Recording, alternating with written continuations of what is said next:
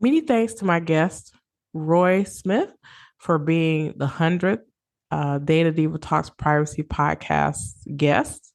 Really thrilled to have Roy on the show. Also, I wanted to note there were two things that Roy said in his podcast that have since come true. So, two good predictions from Roy. One is about the state attorney general in California starting enforcement actions and having people really start to take notice of it. And that happened in August of 2022 with the Sephora enforcement action. I think it was like $1.2 million against Sephora, saying that they failed to tell consumers that they were selling their data through contracts with online tracking companies.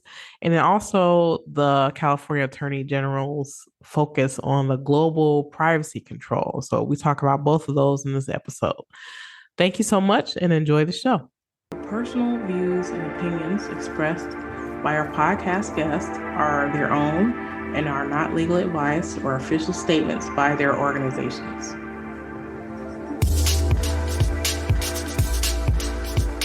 Hello, my name is Debbie Reynolds. They call me the Data Diva.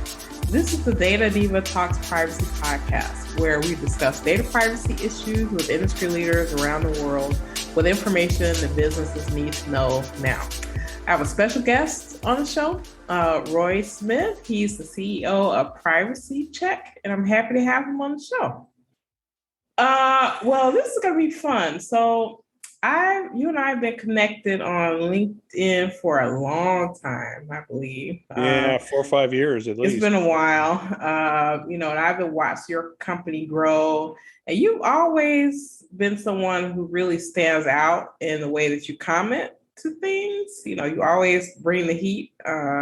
You bring a lot of knowledge and thought to the things that you comment, and it's kind of a master class in understanding stuff. So I know you have a lot of deep knowledge and technology and privacy and understanding stuff about what's happening in the US, so you can tell that story better than most people that I know. But I've been told that I have a good BS detector.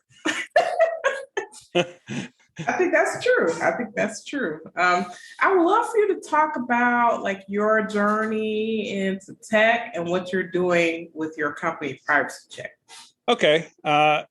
Yeah, I'm definitely atypical when it comes to the people who would be on your podcast. I certainly didn't get my start as a privacy person at all. I am a technologist. I started by writing code for the IBM computer before it was actually publicly released in 1981. My brother was involved with a company that was partnered with IBM to try to figure out ways to put the IBM PC into the banking industry. So we were actually writing code in a sealed room with a lock on it, because that was the only way IBM would allow us to have the computer outside of their location. So we had a dark room that you had to go into. But I am a musician, and shortly after that happened, I got involved in creating things to make sound and music happen easier on the computer. The IBM PC, when it first came out, only made beeps. It couldn't record sound or play back any real sound. The only thing it had was a beep, and you could control the frequency of it, but that was it. And being a musician and having all of the interesting tools that were coming out at that time to allow music and computers to do stuff, a partner and I founded a company called Turtle Beach, which if you are a person who plays video games these days, you may know that Turtle Beach is the #1 vendor of headphones for people who play Fortnite, gaming headphones. So we founded that company in '85, just the two of us literally on my kitchen table, and built that up to a point where we sold it to a chip company in '93. And after that, it went through a number of permutations, eventually going public in mid 2000s, I believe.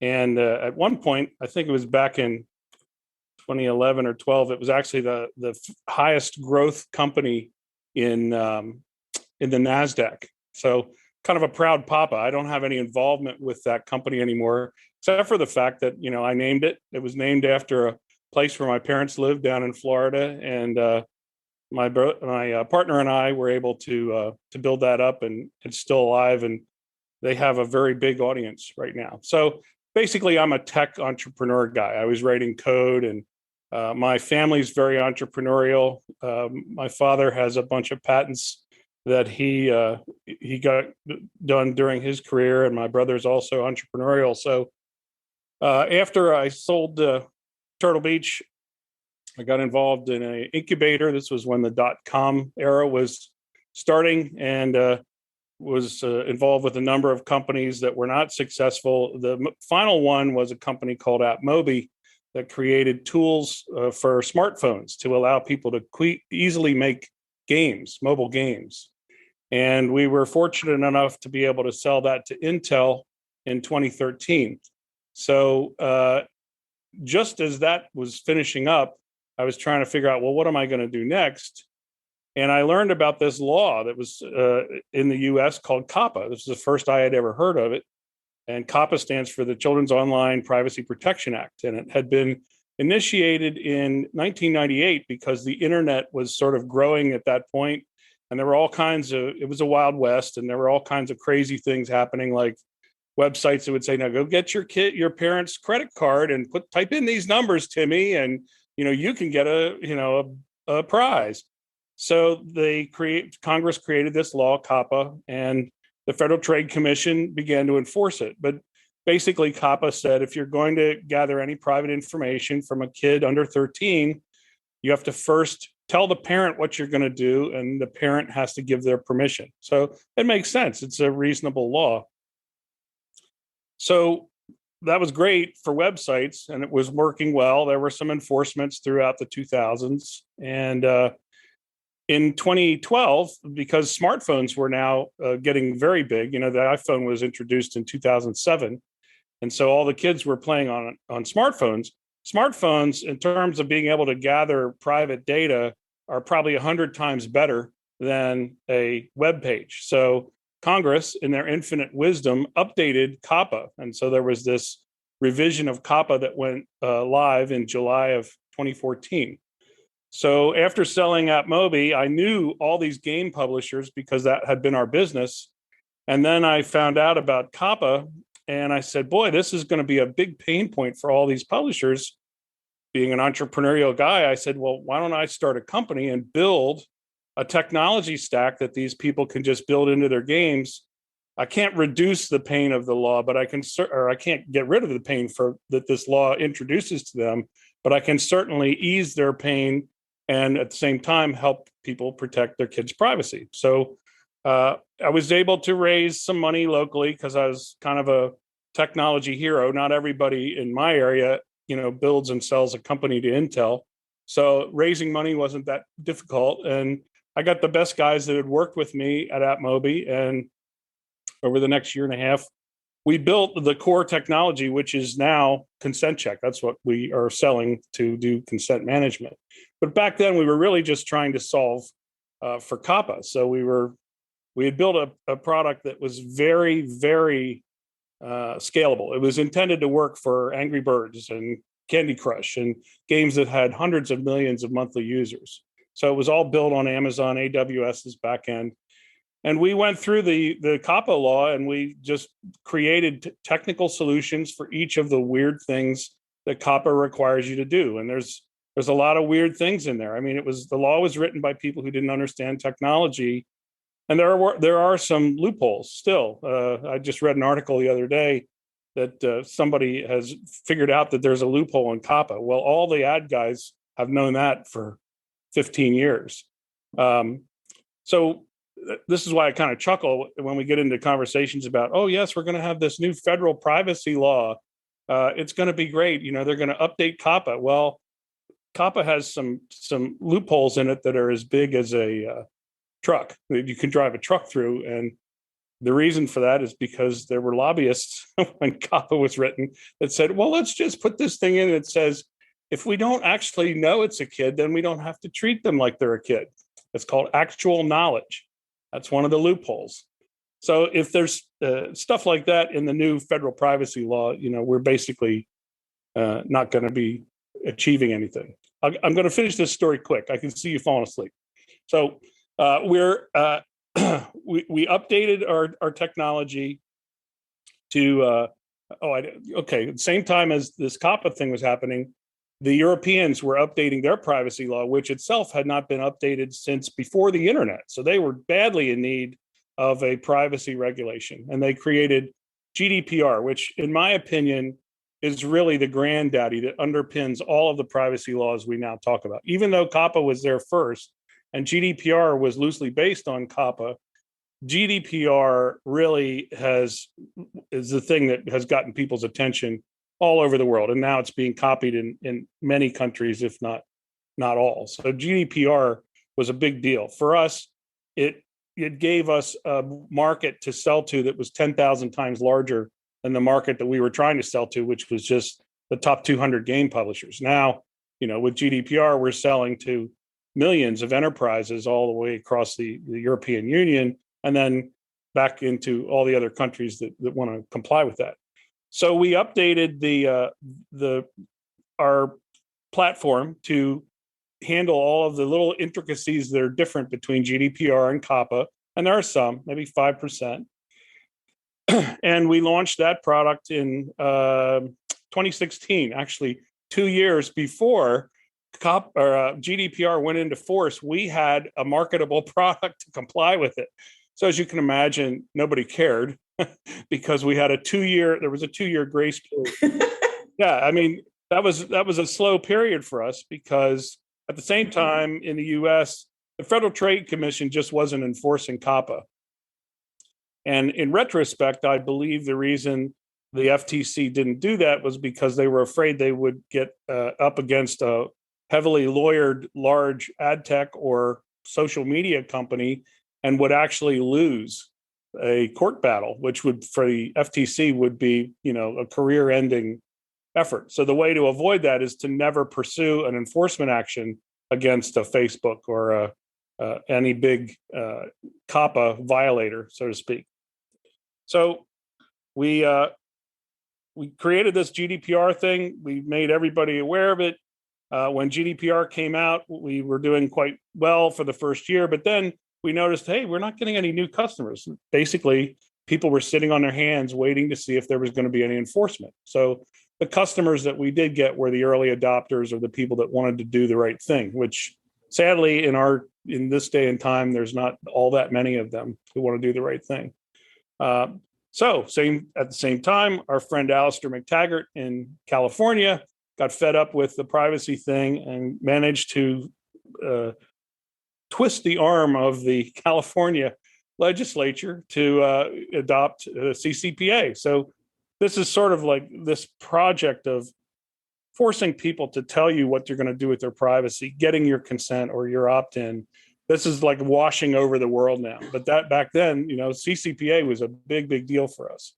So that's where we are. I'm not a privacy person. Everything I know about privacy, I've learned since we turned that corner in 2013. I do have some CIP people on our staff. I'm really a technologist and an entrepreneur, and also a musician, but that doesn't appeal to this use case. But yeah, did I overly answer your question by a factor of 5? No, that was great. I'm a technologist as well. So we have that in common. I'm not a musician. I'm also an entrepreneur. It's been many years since I've written code, but I did write code back in the day. Yeah. That's really interesting. I think COPPA is overlooked a lot because a lot of companies just say, well, let's just put a checkbox on there and say that you can't use our site if you're under 13. But that gives them the plausible not deniability. That was Facebook's response for many, many years was, well, our terms of service says you can't get on if you're less than 13, so we're good. And without anybody on the enforcement end saying, no, you are well aware that you have kids under 13. I don't care what your terms of service is, but nobody ever enforced it that way. Yeah, I wonder what will happen with that in the future. There are some rumblings out of Australia that they're trying to really put the pins to organizations about the knowledge of the age of the individual. So, Well, I think Lena Khan, the new FTC commissioner, has really tried to telegraph to the market that she's going to go after this. She's in a number of different speeches and press releases and so on. I believe that COPPA is actually going to come back to haunt people because they are actually going to start enforcing it. She actually said that. She said, we haven't done much enforcement. We're going to step it up. And I believe the reason for that is here we are in election year talking about child privacy. Who's going to advocate against that? I mean, it's like the easiest thing to say, hey, I'm a hero. We're protecting child privacy. So maybe there's going to be some great announcements in the next couple months of, massive, like TikTok, for example. yeah. Remember, there was a period in the Trump administration where he was going to force TikTok to sell to Microsoft because of their child privacy issues. That was sort of a side swipe of the whole COPPA thing. I agree. I think it's gonna come back, and it's going to be a part. The child privacy is going to be a part of whatever we end up with as a federal privacy law, in the event that the people in Congress are able to actually do anything. Right.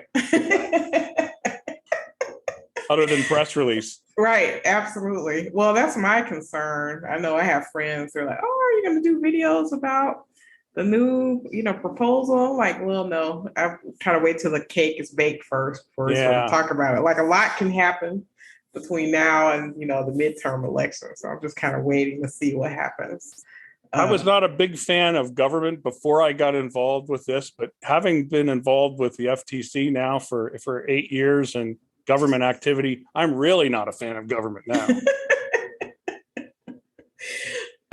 One thing that you mentioned that I would love to talk about, I know that you know this very in depth, and this is what the CCPA does for companies when they're dealing with children that are under 16. Right. Between 13 and 16. So people who try to kind of skirt what was happening with COPPA or COPPA. I'm sorry, COPPA. They say, okay, well, we'll just say people under 13 can't use it and then keep going. But now there's this new wrinkle with CCPA where there are things that companies have to do if they have someone that is under 16. So can you tell a little bit about what this is? Yeah, this is very, very poorly understood. And of course, the marketers make it their business to not understand it so they can feign, oh, I had no idea. But within CCPA, CCPA takes the opposite approach of GDPR. GDPR says if you're going to do stuff with my data, you have to tell me what you're going to do, and I have to give you my consent. I have to take an affirmative action to give you my consent. CCPA has the opposite approach, which says, I have to show you what we're going to do with your data, and I assume I have your consent. So your consent is default. And if you do not want me to do stuff with your data, you then have to tell me in the do not sell my data or the revoke my consent or opt-in by revoke my opt-in. So the default position of CCPA is that I have your consent. I still have to tell you what I'm going to do. So you still have all the notices. That's another poorly understood aspect. But here's where it gets weird.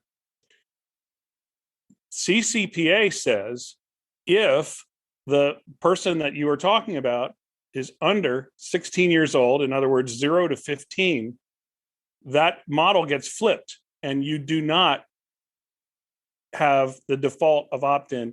You now have to get their consent. So it becomes, in effect, like GDPR. So if I know that you're 14 years old, I can't assume that I have your consent. I must get you to click on something that says, I understand what you're going to do with my private data, and I give you my consent. That is a big deal for people that address Californians, because think of all the people on social media networks, on Instagram and Facebook, and all the games where you have kids that are age 13 to 15 that now have to get special treatment.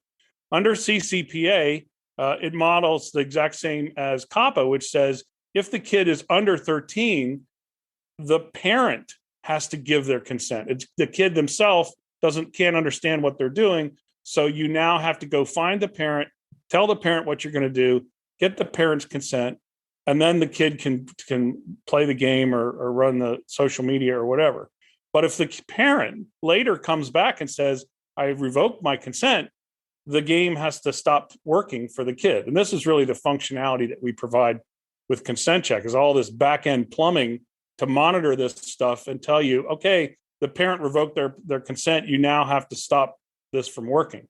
But the big deal that people don't understand is that ages of 13, 14, and 15, which comprise a big chunk of the audience, particularly for entertainment and games, TikTok, for example. Imagine how many kids that age are on TikTok. I mean, it's many millions. It's not just some millions. Right. Those kids, when they're signing up, when they're creating their account, they have to be shown a notice that they can understand. It says, here's what we're going to do with your privacy. And they have to affirmatively give their consent. And very few, I have yet to actually see any California-based website or mobile game that complies with that. And why is that? Well, there hasn't been any enforcement yet. Yeah, this is a tricky one. I tell people this all the time and they get really surprised by this. I think a lot of them felt like, well, if I just say I don't have people under 13 and I'll be done. But then also I feel like in the US, what's happening on a state level is that we're shifting from a kind of a notice regime to states creating obligations for companies to actually do consent. What do you think? Well, yeah, all the different states have, I mean, the irony here is ridiculous because Europe saw fit to create GDPR because they had all 29 different states that had completely different privacy laws, and it was driving people nuts. So they created GDPR. Here in the US, because we never created a federal privacy law, now all the states are creating their own privacy laws, and we are moving into a position which is going to exactly mirror the position that the European Union was before they made GDPR, where you have each different state has their privacy law, which is generally similar, but each one of them has a little different, twist, just because of that's how things are. I mean, some of them are radically different, like the Washington State one that's failed 3 times.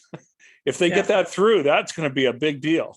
That's very, very different. But to answer your question, I don't really know how an enterprise that has footprints in many states could ever fully comply with each of the states the way the situation is now. I think what you said at the beginning, where take a shot at being CCPA compliant, GDPR compliant, and you're going to be 90% there.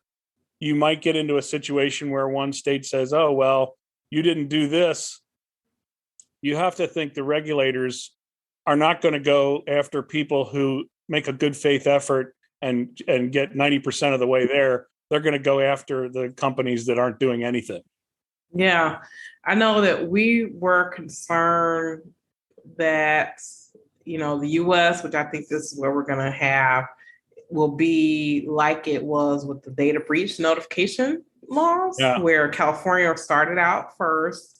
Everyone else kind of, got on the bandwagon. So now we have every state that has their own data breach notification law, which is, pulling your hair out. And then we're seeing that trajectory start again with these new, like, consumer-based privacy laws that states are putting out. Think of how many things California has led in our country. I mean, we're really very lucky to have California. The whole smoking thing, the car emission thing, the ADA, for people with handicap.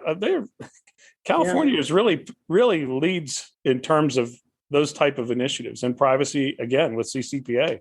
Yeah, the privacy notice, privacy policy on the website. Yeah, that's right. You're exactly right. That was them. That didn't come from DC. No. I told someone that they had to have a privacy policy on their website. I don't know, it's probably about 10 or 15 years ago. And they just laughed at me. I'm like, really? You're supposed to have this? Yeah.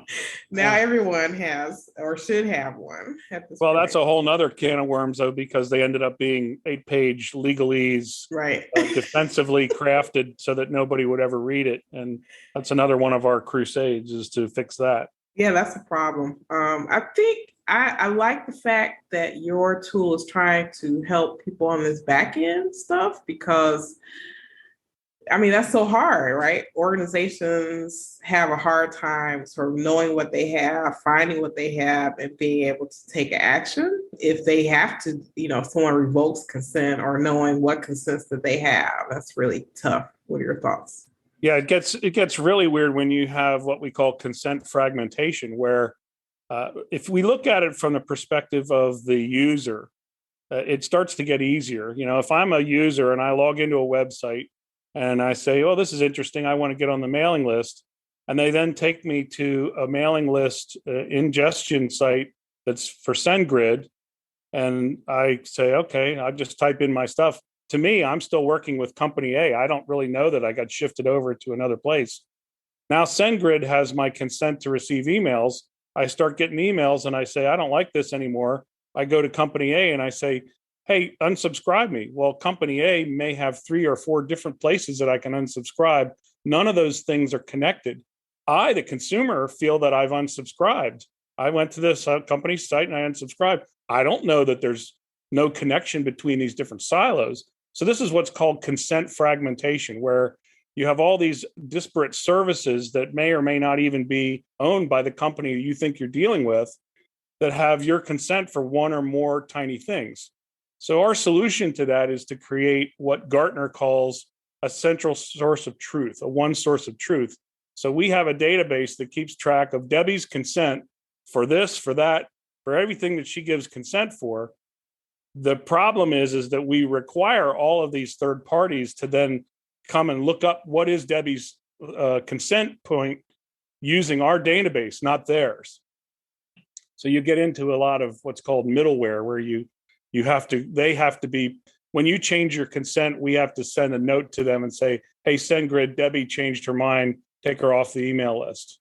It makes it more complicated, but it makes the situation exactly what the user expects. If I sign up for email at company X and I change my mind and I unsubscribe, I don't want to see any more emails from company X.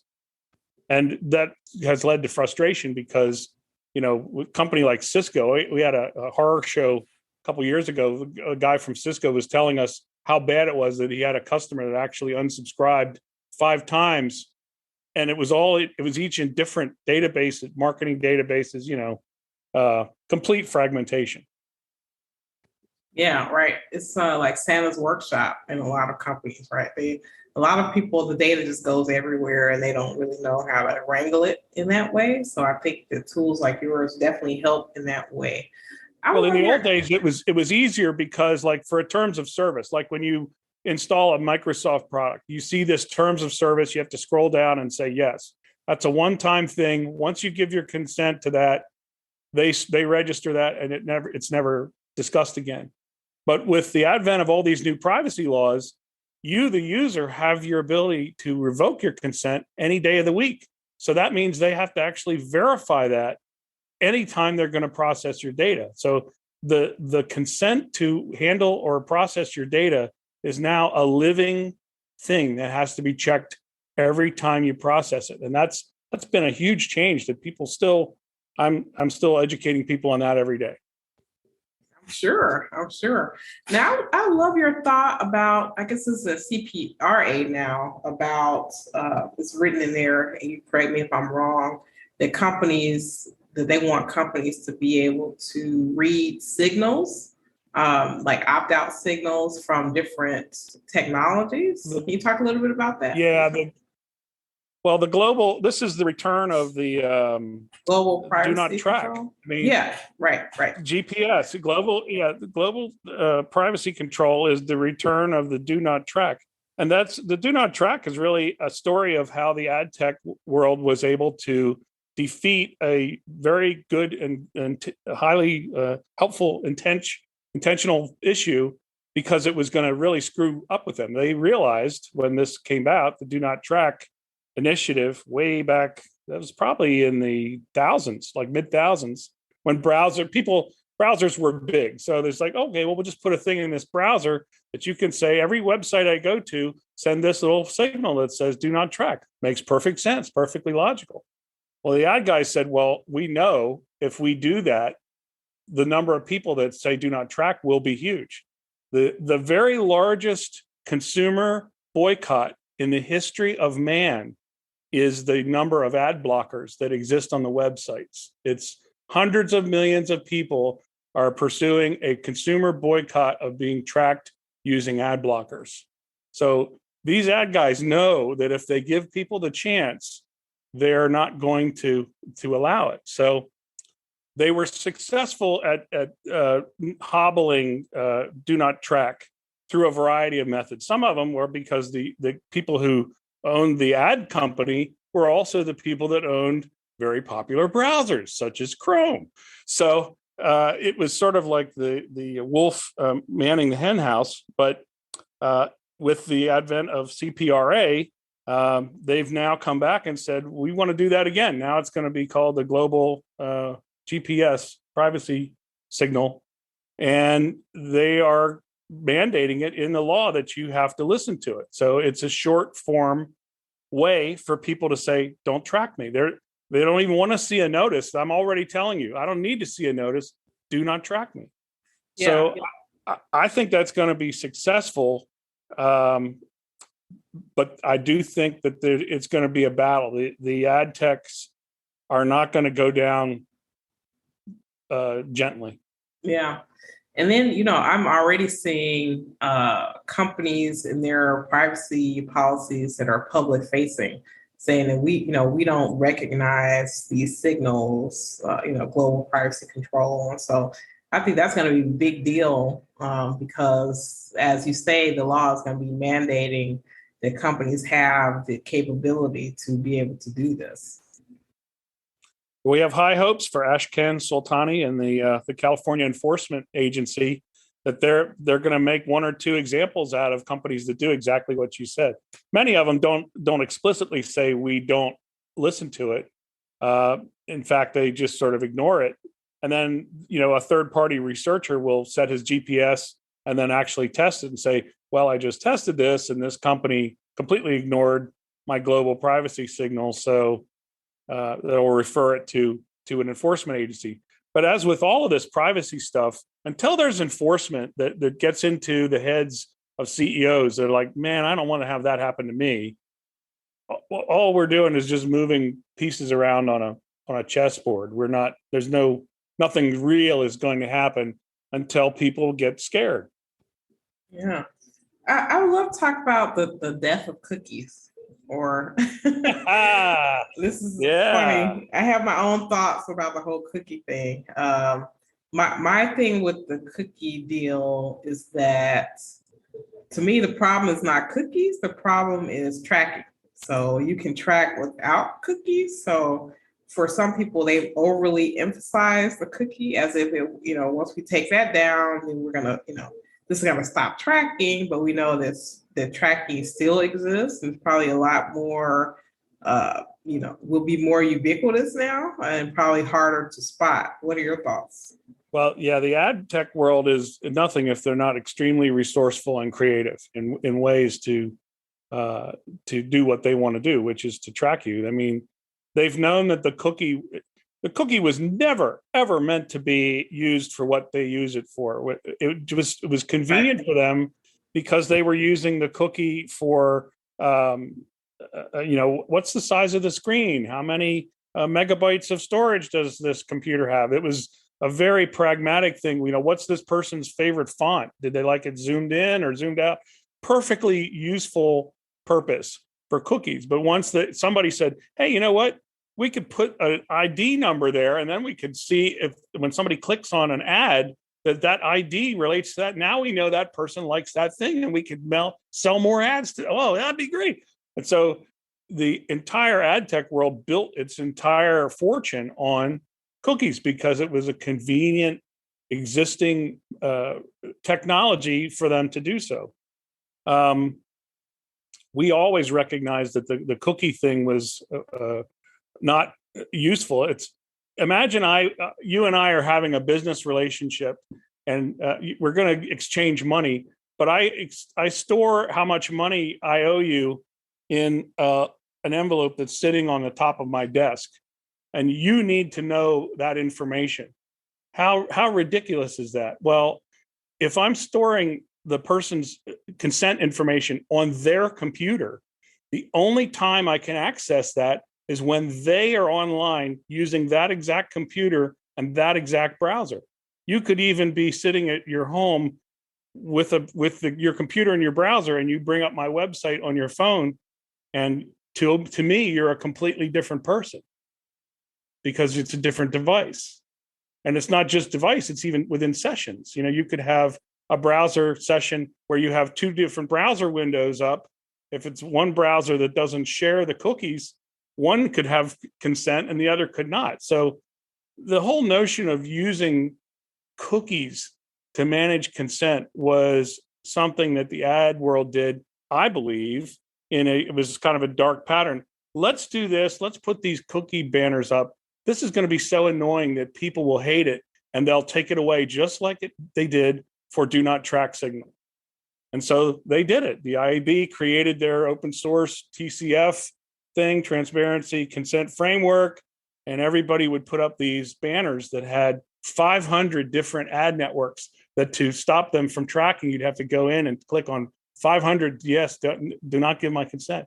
I mean, it was very cynical. It was a very cynical approach. So we always knew that it was going to be a fail, but it just took time. Now, in February, with the Belgians saying, look, this is just not legal. Here's the 7 things that you don't do in the transparency and consent framework. And unless you fix these in 6 months, then you're out of business or go do something else. And so for us, it's a little bit of I won't call it schadenfreude, but we've enjoyed watching what's happened because the cookie thing has really been a damage to us. These people would come along and say, yeah, it's GDPR. You want to comply with it? Here's this $500 cookie thing, and you're done. Well, that's not true. There's so many aspects of GDPR that cookies could never involve. Right. It's ridiculous. Yeah. So now you got me started on cookies. Let me get my blood pressure back. So what do I think about the death of cookies? I couldn't be happier. Thanks.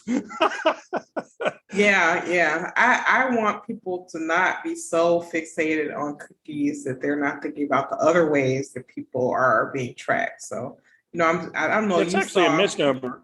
It is. It's not really the death of cookies. It's the death of cookies being used for tracking and privacy management. Right. That's cookies are fine. There's nothing wrong with them. They fulfill a wonderful purpose, but it's the perversion of them for this purpose that is the problem. Sorry. Yeah, I agree with that. And then we have things that are coming up now about browser extension, fingerprinting, and stuff like that. So right, like I said, the ad tech guys they're very clever, and there's always been fingerprinting. You've always been able to look inside a person's computer and say, oh, okay, well, this is a Dell that has 2 gigabytes in here, and this and that. Okay, well, that's a fingerprint. If I ever see that again, then I can know that that's that guy, even though I don't have a cookie. So fingerprinting isn't new. That's been around for 10 years, but they just didn't need to use it because the cookies were working so well. Now cookies are taken away, so now you have fingerprinting. So what does Apple do? They turn all that stuff off. So now you can't, Apple has done a wonderful job of weaponizing privacy. Several years ago, or even back when Jobs was still alive, they kind of realized, hey, let's make privacy be a part of our platform. We don't make money from advertising. So let's make privacy be a big part of our platform. And the guy that they compete with, whose name starts with a G, advertising is their thing, and they make smartphones. So that'll give us a wonderful edge. And they have beaten, Google over the head with that edge quite well. Yeah. Do you see people when you're working with companies? I don't know, maybe it's still early yet. Do you see clients or potential clients seeing privacy as being an advantage and not a tax on their business? You sound like one of my many press releases over the past few years. I have been somebody who's always said, look, consumers feel more comfortable interacting with a company that they trust. Trust is now a fungible thing in the economy that we exist in. But at the end of the day, at the end of the quarter, the numbers have to be made, the sales have to be made. If you're a marketing guy, your compensation is based on how many people went in the top of the funnel, how many came out in the bottom of the funnel as conversions. So the happy talk about privacy sort of gets forgotten in that scenario. There are some companies who have taken that approach, Apple being one of them. There's others who have said, we're going to take a privacy first approach. I think over time, more and more will, because over time, people have gotten more and more freaked out about their privacy. I was quoted this morning, I was writing an article for somebody else. There was a Pew Research effort that was done a few years ago that 91% of the people they surveyed in the US felt their privacy was out of control. Think about, when was the last time you heard a survey of anything where 91% of people agreed on something? Is it sunny? No. It's not, it's a little cloudy. Right. But 91% of people in the US believe their privacy is out of control. That's got to translate into people making purchasing choices. When it's obvious to them, hey, these people care about my privacy. Hey, these people, don't. So weaponizing privacy, which Apple has done, has been a very, very good thing for Apple to do. Yeah, I agree.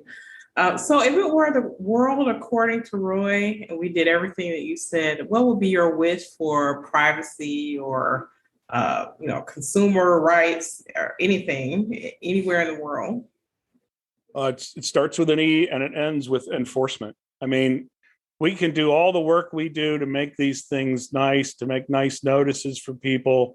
To the companies that need to do these things must feel some pressure to do them and to do them the right way. And that comes from enforcement. The other way it comes is much slower, which is by consumers actually voting with their pocketbooks and walking to companies that are privacy focused, that do handle your privacy. The problem, though, is it's never that simple as, well, I'm going over here across the street because these people are better with my privacy. Consumers don't know how they're being tracked. They don't know what's happening to their data. They just have a feeling, hey, this is creepy. I signed up for this, and a week later I got an email from this other company because I bought, a set of baby booties here. They think I'm pregnant.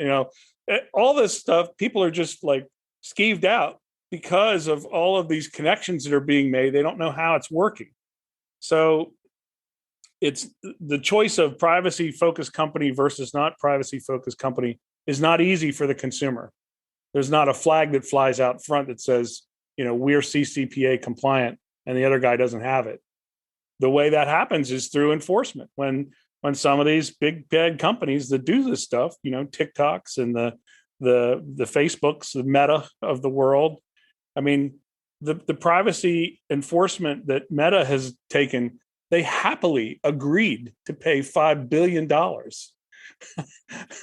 for the settlement of that privacy infraction that was made in 2011.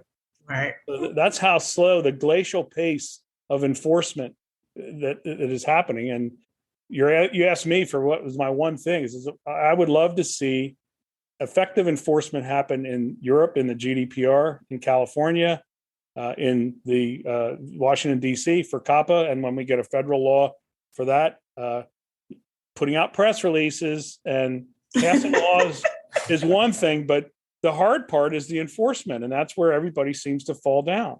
If Right. you're not going to enforce it, don't bother passing the law because you're just twiddling your thumbs. Yeah, I agree with that. I agree wholeheartedly.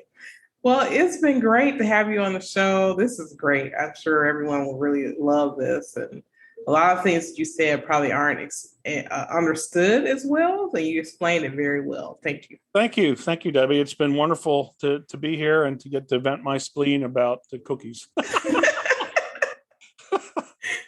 No worries. No worries. Well, it's been great. And I'm looking forward to chatting with you soon. Great. Thanks. Thank you. All right.